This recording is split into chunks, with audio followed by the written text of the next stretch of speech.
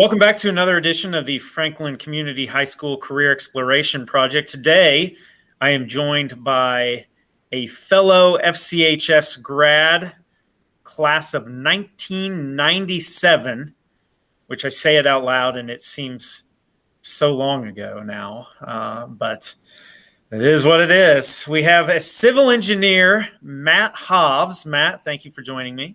Thanks for having me. So you're a civil engineer. Kind of talk about what you do and what your job entails. Sure. Well, obviously, civil engineer. I work for a national firm in the civil field. What we specialize in is transportation. That's road, bridges, tunnels, transit, water resources. And what I do is water and wastewater design. So the water you drink and where that and waste goes after the fact, how it's treated before it goes to the environment. Those are the things I focus on. Okay. So kind of my current role is a section manager. So I manage about 15 or so engineers from just kind of that planning model all the way through construction administration. And started my career about 17, 18 years ago, just as a project engineer, just working under others. You kind of have a period of 4 years where you're kind of in an internship kind of role. From there, I went into project management, kind of client management, things like that, for my current role. So as far as training or education, what training and education background do you have? Well, obviously Franklin High School, and Of course, kind of most important ironically, one. exactly, ironically, was not a good student, had very poor grades. So I kind of had to get my act together. Now, when you say, and I don't mean this facetious. Okay. When you say poor grades, like what were they? I would say a C or less average. So Nice. not the greatest, maybe even less than that. Was not the greatest student, wasn't very focused, but really after high school, had the chance to go to college, but I kind of knew I wasn't going to succeed. Just wasn't mature enough for it. So went and did construction work, general farm labor, things like that. Basically anything I could do to make some money, and kind of line myself up with a couple really good mentors. From there, continued to work and went part-time at IUPUI and really kind of did my senior year of high school over again. Kind of got my confidence up, got my grades up.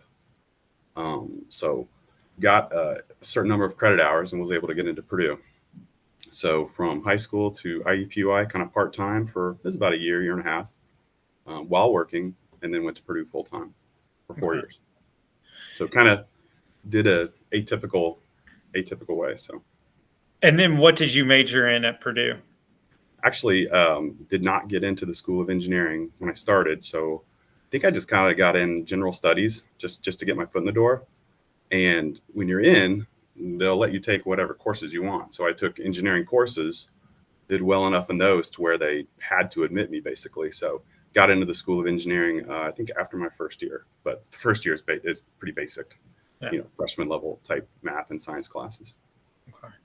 So with engineering, was it something that you always knew you wanted to do? I mean, you say you were kind of a poor student, so I can't imagine that it was necessarily something that you could see yourself in a role as, or was it something that as you were working the construction jobs, the farm jobs, was that something that you saw through there? What kind of led you to this profession?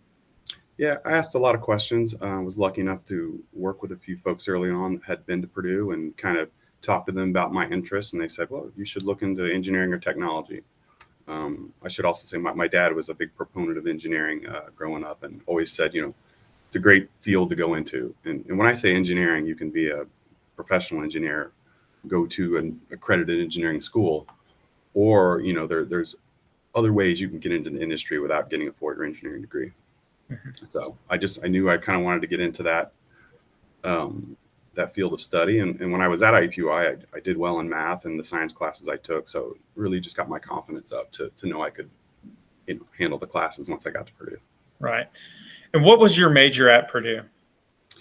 It was actually agricultural and biological engineering, which is kind of a hybrid of civil and mechanical engineering. Okay. But basically I took most of my classes in the mechanical engineering building. I had done all that kind of farm work, so I kind of thought I wanted to go be like a mechanical engineer for John Deere or one of these kind of places. But Yeah. as I got through it, it's a good kind of hybrid program between civil and mechanical and environmental engineering. So. And you probably, obviously, like you said, you had that farming knowledge, so it was a little bit more up your alley. Yeah, it's kind of where my early interests were, but like anything, as you matriculate through school and through your experiences, what you want to do changes. So kept with the major, it put me in line to do, mechanical engineering or civil, and civil is kind of what I gravitated to because really that's where the jobs were when I graduated. Right. So. Okay. Now, you obviously you like your job. It's something that you've held for a while. It's a great profession and a great profession for you, so you like it. But Mhm. not everyone loves their job 100%. So I need from you some pros, obviously some things you like, should be easy, but also some cons to your job, some things you may not necessarily always enjoy. Sure. We'll start with the pros because I do like my job and the career. It's very, very rewarding. The one thing I like is it's very challenging. I wake up, I come to the office or go to the field every day. Every day is different. There's different projects. There's different people I'm dealing with. Just different challenges. So like the challenges. The other thing I like is it's very kind of customer service oriented based. I mean, I work for a consulting company, so people hire us to do projects for them or solve problems. So um, I like doing things for other people as far as like, helping them solve a problem or deliver a goal that they have. Um, the other thing I like about engineering is it's just a very broad industry. I work with people of just, such different backgrounds. Not everybody is the same mindset. So it's cool just working with all different types of folks from, just up and down the line, different backgrounds, that sort of thing. As far as cons, things that are tough, at least for what I do, it's very deliverable based. So you have to get a project done within a certain time frame, a certain budget. So it doesn't happen a ton, but it's not necessarily a 9 to 5 job every day. If something's due on Monday and it's not done on Friday, you have to take some time over the weekend to make it happen. But that's with most professions if you want to do a good job. So um, you know, there's not a whole lot I don't like about it really. It's a pretty rewarding job. People are good and the industry's a fun place to be. So. Well, when you find a job that you do enjoy, it's one of those where you even tend to sometimes forget about the things you don't like until, oh Mhm. yeah, I don't really like that much, but it's not that big of a deal. Yeah, it just changes all the time. There's always situations and circumstances that aren't the greatest, but a couple hours later, it's hey, that's why I like it again. Just like any job. But Yeah, yeah. it's So if as far as your personality, like you said, you like the math, you did well in the math classes, the science classes, and so that's obviously a strong suit for you. What kind of personality or person do you think is going to be successful in the engineering field, and what type of person would you think would maybe struggle? Obviously, right. if you were terrible at math, you wouldn't be probably good at it. Well, I wasn't always good at math, and I really, really had to work hard at it. It did not come naturally to me at all. So I think in general, it's just you know, obviously with anything, you need to be technically proficient in something. It's a good place to start. You kind of are an expert in something or been schooled in something that you bring to the table.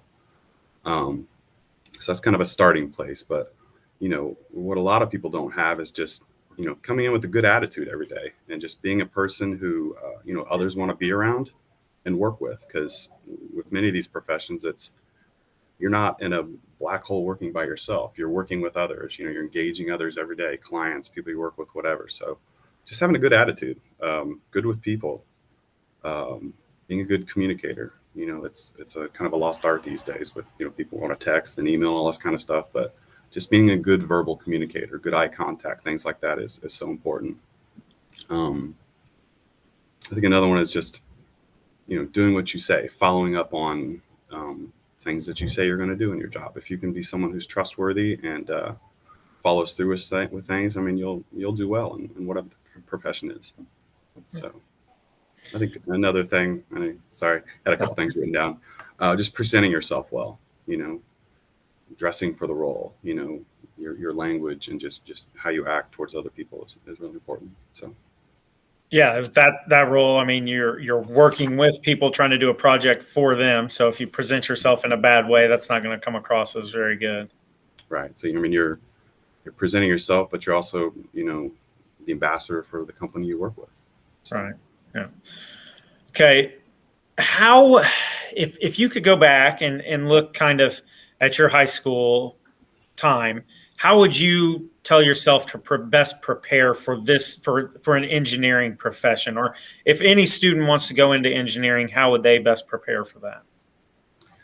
Um, I think the first thing is just, like for me, I was not a good student. I felt like I'd gotten far enough along in high school and I had not done well. I thought, well, I guess I'm going to be doing some menial, job that isn't fulfilling or paid that well down the road. And I think the first thing is just don't give up. There's a ton of ways that you can get into this industry or others, even without a 4-year degree.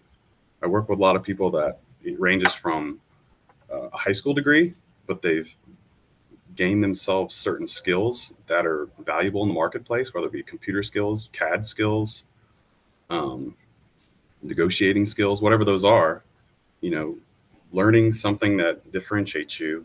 So I work with folks with no degrees up to people with PhDs who are just, extremely technical in what they do. So number one, I think is just, don't give up, and just find that avenue in. And really that's, finding a mentor, whatever you're interested, find somebody who's in that field or affiliated with that field. They can teach you so much about what's out there and what opportunities are out there and what kind of education or trade skills that you need to get into that field without just blindly going to a 4-year institution or whatever.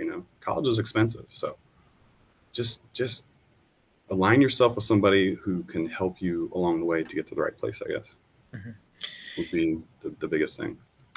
Engineering is kind of one of those roles and titles that is, it's not like a doctor, no offense, but it's not like a doctor where you have to go to school and graduate from med school to be a doctor. Like you said, if someone starts working in your company and they work their way up and they've proven they can do that, they can have a role of an engineer. I mean, correct? Yeah, I mean, you can play the role. I mean, the difference is in the civil industry is, you have to have a set of sealed documents just for health and safety. So you have to, I guess I'll backtrack a little bit, to be a licensed engineer, you have to go through an internship program for 4 years, pass the test, go through an internship program, and then pass an exam to be a professional engineer. That allows you to sign and seal plans that, gets constructed for general public use. There's lots of other surrounding type roles, I guess is what I was getting at, that a lot of folks can go to with varying levels of education. And that's, on the construction side, construction inspection, the computer side of things, and even kind of the design level as well. But yeah, to sign and seal plans, you need a 4-year degree from an ABET accredited institution like a Purdue or a Rose-Hulman or places like that. But there's plenty of other ways to get into the industry, like you said, and do work, do good work. So, gotcha. All right, we're gonna get you out of here on this one. Going back 1995, 96, 97, Matt, you got some general advice for high school students, just anything you want to tell a high school student. Sure. I mean, to me, grades are important, but don't focus everything on your grades. Focus on learning how to study for things, learning how to follow through with things, setting goals, things like that. But when it comes to careers, find a mentor, find somebody who's been in the field for X number of years that can help you get there through contacts, through just what they've done in their time in the workforce. So it's coming out of high school, I didn't know anything. I was clueless. And then you kind of get thrown out to, okay, go figure out what you're going to do with yourself for the rest of your life. And that's hard. So as early as you can in your high school career, just start aligning yourself with folks in industries that think you'll be interested in. And also, most kids are working in the summers. Find jobs, there'll be lower level jobs, but in that field or that industry where you can just start learning from people, that sort of thing. Use your work experience, not just for money, but for the actual experience, future experiences too. Yeah. I can tell you a whole lot about if you don't want to go into something as well, besides, getting out of school and then figuring out you don't like something, get into it early on in some capacity. So yeah, it's, whether even if it's sweeping the floors for some place that you want to work at, you're meeting those people and you're getting kind of network. Well, that, and if that's your job, be the best floor sweeper that they have. Yeah. Do it well. Yeah. Well, thank you so much, Matt Hobbs, 1997 FCHS graduate and civil engineer. Thank you very much. Thank you for your time.